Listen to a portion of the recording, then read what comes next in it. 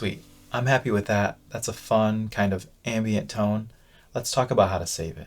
To begin that process, I'm going to head back over to the preamp plugin and open up the local push menu. Inside that menu, I can see I have another button to push out my settings. I also have the extra option to not change to a specific preset when I do so. In this case, that would be Bank 1 Preset 0. It's set to on by default because that will likely be rare but handy if needed. Then there's a little status light that lights up to show when the local push process is complete. Notice that the little push button that I pressed earlier also has a small status indicator next to it. The little push button and its little indicator serve the same purpose as their bigger brothers. They are just there for quick access, like a computer shortcut. Lastly, I have the option to save the preset that I have made. Notice that the note says, save the current settings on the pedal to the following memory slot. That means if for some reason the plugin settings were not the same as the settings on the pedal, the settings on the pedal would be saved, not the plugin ones. That's why the push function is right next to the save function, because they work together to push out the settings I want and then save them. Now, this drop-down menu here lets me choose where I want to save my preset. Right now it says same as patch control, which means it would be saved to Bank 1 Preset 0 in this case. But I can also select any of the preset slots I want. I'm going to leave on same as patch control for now, and I'm actually not going to save this yet. It would be perfectly fine to do so, but I'm going to let Global Push take care of that for me. Speaking of that, let's open up Global Push now. This might be a little more confusing at first, but don't worry, it should come together more as I go through it. Okay, I'm going to start with the first thing on the menu, the push group. This is important because all the plugins in the same push group will be able to talk to each other. So I want to make sure that those numbers match on all the plugins in this preset. Right now, I only have one preset I want to save. So I can use push group 1 for this preset or any other push group I want technically. One thing I would like to do is match the preset on the pedal to the push group number. This is something that I do that helps simplify things when I start creating more presets. So I'm going to set the preamp to preset 1 to match.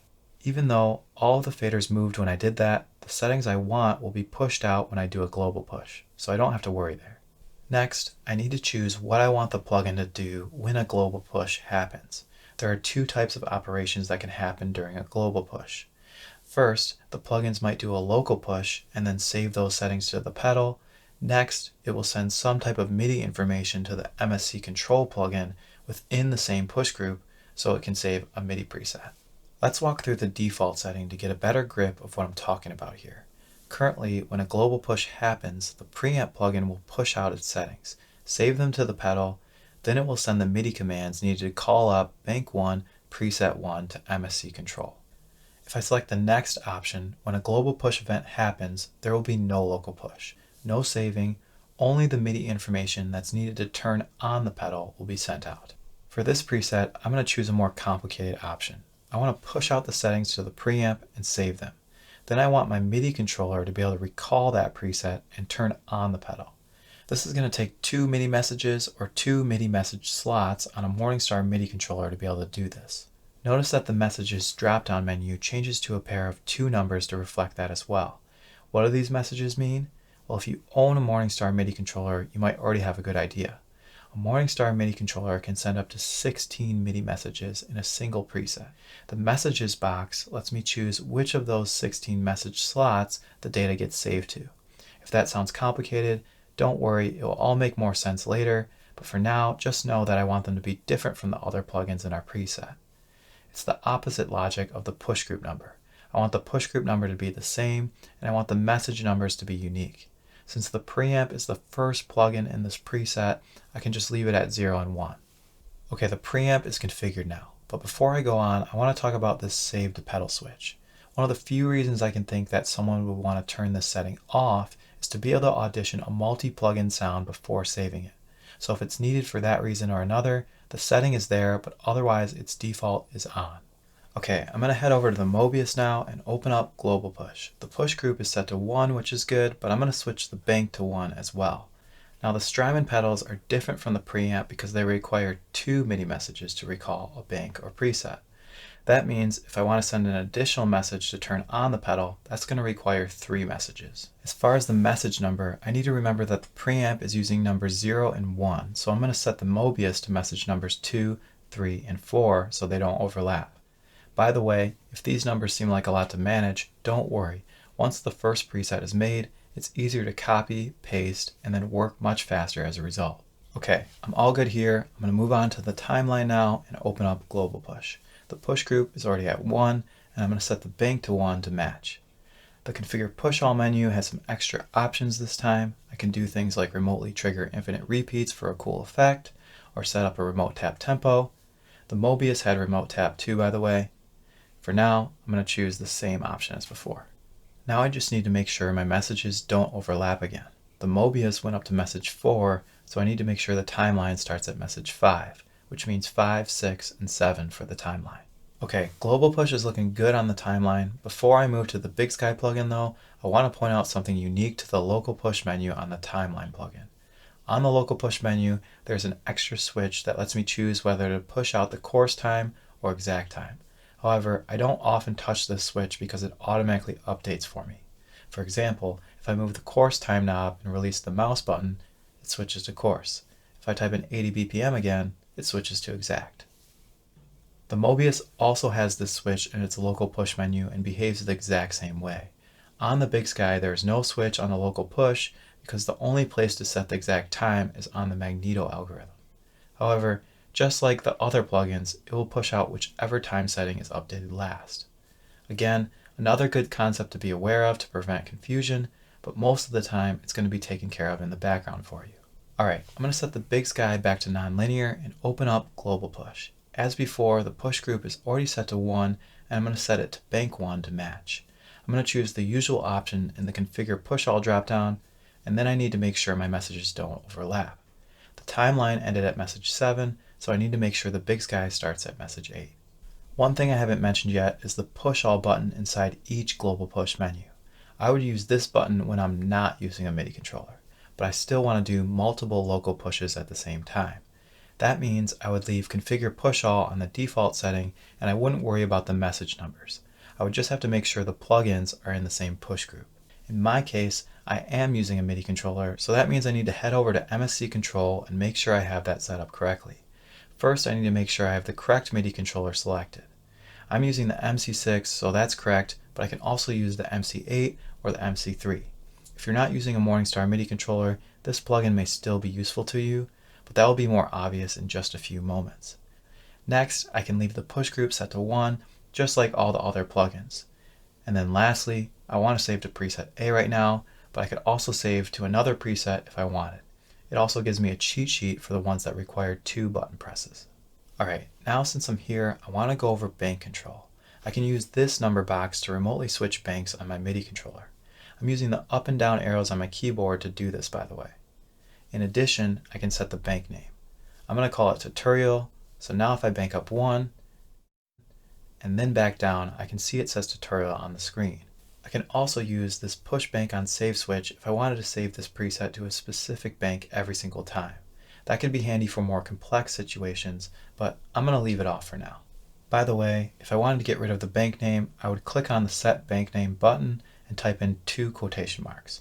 Now if I bank up and back down again, I can see it doesn't say tutorial anymore. Alright, that covers bank control. Let's focus on quick save now. The first thing under quick save is the short name preview. The short name is the text that is shown on my MIDI controller. For example, on my MIDI controller right now there are 2 presets, clean and DRK fuzz with 1Z or dark fuzz. Those 2 pieces of text on the screen are the short names. So how do I pick the short name that I want? Well, I can see under the short name preview in the small parentheses that it says same as track name. That's why it says MSC Control right now, because it's matching the track name I gave it earlier. If I were to change it to something else like preset, I can see the text box updates to say preset. However, I'm going to change it back to MSC Control because what I want to do is group all of these tracks first. In order to do that, I'm going to click on MSC Control, then hold Shift and click on the BigSky. And that will select everything in between those 2 tracks. Then I'm going to right click and select Group Tracks. I could also use the hotkey, which is Control or Command G depending on if you're on Mac or PC. I'm going to color the group red and give it a shorthand name. Let's go with Spacey. Now if I go back to MSC Control, it doesn't show me anything because it hasn't had any reason to update yet. But because it's in a group, it will actually detect the group name instead of the track name now. As soon as I pressed push all and save, it would update. But if I wanted it to update right away, I can just click on this text box.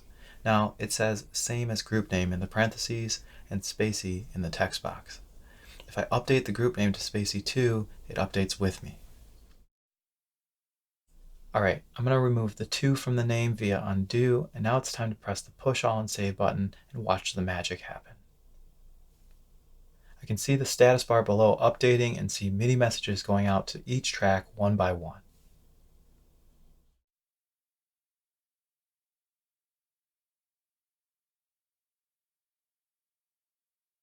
And just like that, my preset is saved. I saved over my clean tone preset, but that's okay. I can recover that later. Now it's time to open up Detail View and check out my MIDI messages. These are all the MIDI messages that will be sent out when I press the new Spacey preset on my MIDI controller. I can see I wanted to save to the MC6 and they're all coming from push group 1 as I expected. Next is the message number. This is what I was configuring before under global push. I can see MIDI messages 0 and 1 are for the Chase Bliss preamp just as I configured it. I can see that those 2 messages will be sent out on MIDI channel 2. This was determined way back when I chose the output of the preamp track to be MIDI channel 2. I can see the first message going to my preamp is a program change. This is to recall the bank and preset I wanted. In this case, the program change number is the same number as the preset I wanted, preset 1. However, this is not always the case. If I look at the Mobius, I can see it's sending program change number 2, even though I selected bank 1 preset A. This is because each bank has multiple presets within it, so the numbers get funky really fast. But thankfully, this plugin is doing that work for me. Now if you don't have a Morningstar MIDI controller, you could still use this plugin to give you a quick list of the MIDI messages you need to program. If your setup is fairly complex, this could be a big time saver for you. Alright, next up is the action type. The action type tells me that this preset will activate when I simply press the button on my MIDI controller rather than long press or double tap, etc. The toggle type is a bit more complicated. It's best to read the Morningstar manual for that. Lastly, everything is being saved to preset A like I wanted. It may look like it's possible to change some of these drop-down menus like I just showed with the action type. However, this won't actually do anything because my preset is already saved. Detail View is purely for information right now, but the drop-down menus are like that so they can be ready to do more in the future. I'm not going to promise anything as far as more features. Right now, I'm just trying to prevent potential confusion here.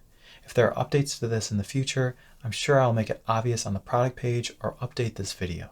Alright, I want to demonstrate how to make one more preset by recovering that clean tone I saved over. But before I do that, let me walk through the remaining MSC control modes. The next mode in the list is called Remote. On the Remote page, there are drop-down menus that let me trigger any type of preset I want on a Morningstar MIDI controller. By the way, the drop-down menus are long like this because the MC8 can have presets that go all the way to the letter V. I'm going to trigger my dark fuzz tone on preset C.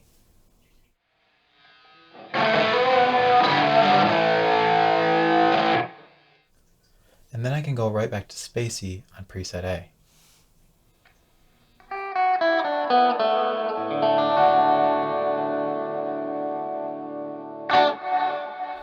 Alright, the last thing on the Remote page is Midi Clock. This is used to send Midi Clock from the MIDI controller itself, not from Ableton.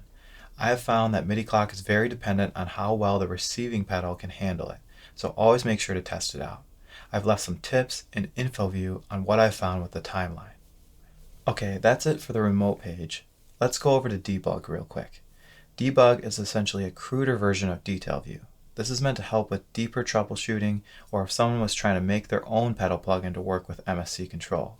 In the future, I might make a video on that, but for now, I just wanted to explain why this mode exists. Alright, the last mode is Long Name. Long Name is the text that appears when a preset is triggered. It only appears if I actually type a name in, and I can type in quotation marks to clear it out if I need to.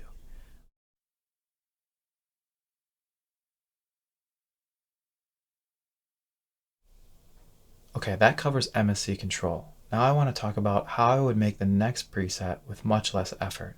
I also want to demonstrate at least one more global push option. So now that I have this first preset set up, all I need to do is duplicate it. So I'm going to collapse the group track and right click to duplicate.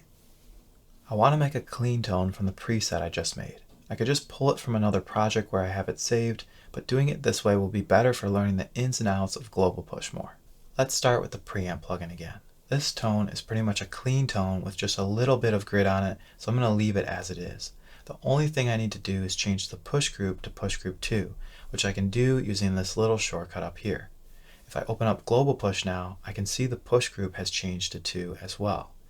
Lastly, I could use preset 1 again since it's the same tone, but I'm going to change it to preset 2 just to match the push group. And that's it for the preamp. Let's head over to the Mobius and open up global push. Since this is a clean tone, I don't want the Mobius on for this preset. To accomplish that, I can set configure push all to be only send pedal disengage data. Notice that the saved pedal switch disappears because I'm not saving a preset anymore. I'm only sending out MIDI data. Next, I need to make sure the push group is set to 2 and the preamp is still taking out messages 0 and 1. So this needs to be set to message number 2. And that's it for that. I don't need to change the bank to match the push group because again, a new preset won't be saved. I'm just telling the MIDI controller to turn it off.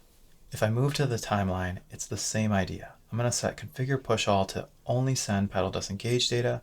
I'm going to set the push group to push group 2. And then lastly, the Mobius was set to message number 2, so this needs to be set to message number 3. Sweet, that just leaves the BigSky.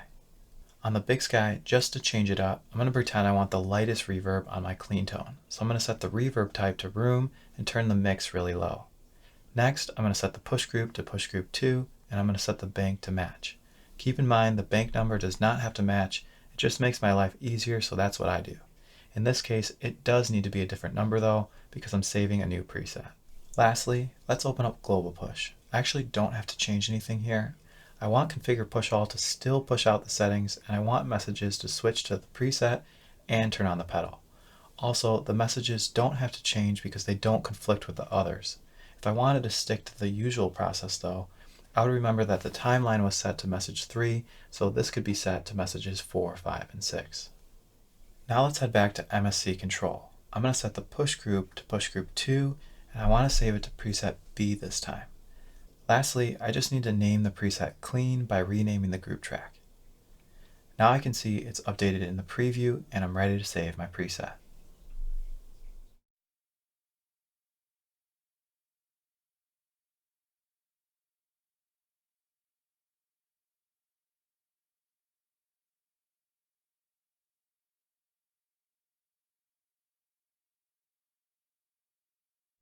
All done. Now if I open up Detail View, I can see that the list of messages is a bit shorter this time.